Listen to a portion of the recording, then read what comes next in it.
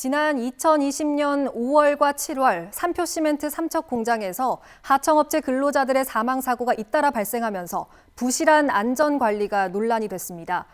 결국 책임 소홀 등을 이유로 원청과 하청업체 관리자들이 무더기로 재판에 넘겨졌는데 상당수가 1심에서 유죄 판결을 받았습니다. 이용 기자가 보도합니다.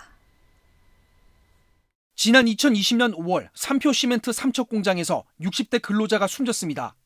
숨진 근로자는 하청업체 소속으로 시멘트 생산 설비의 보수 작업을 하다가 컨베이어 벨트에 몸이 끼어 사고를 당했습니다.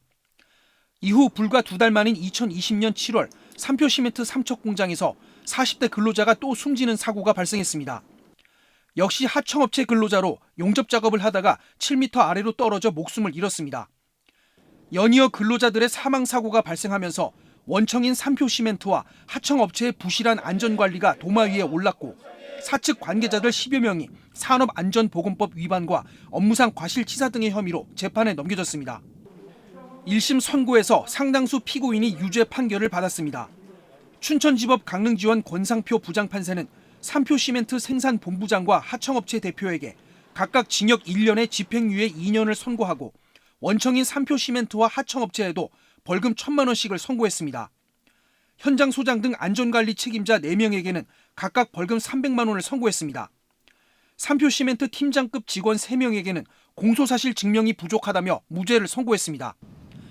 재판부는 두 사고 모두 현장에 작업 지휘자가 배치되지 않았고 안전교육이 형식적으로 이루어지는 등 산업재해 예방 의무가 제대로 이행되지 않았다고 판단했습니다. 다만 피해자 유족들과 합의했고 삼표시멘트 측이 안전사고 재발 방지를 위해 노력하고 있는 점 등을 감안했다며 양형 이유를 밝혔습니다. 원청인 삼표와 하청업체 관계자들은 재판 결과에 대한 의견과 항소 여부 등을 묻는 취재진의 질문에 답하지 않았습니다. 삼표시멘트 노조 측은 중대재해처벌법 시행 이전에 발생한 사고이다 보니 형량이 예상보다 낮게 나온 것 같다며 아쉬움을 나타냈습니다. 중대재해기업처벌법 시행 전이잖아요. 매번 솜방망이죠. 이런 처벌이 있으니까 계속 현장은 안 고쳐지죠.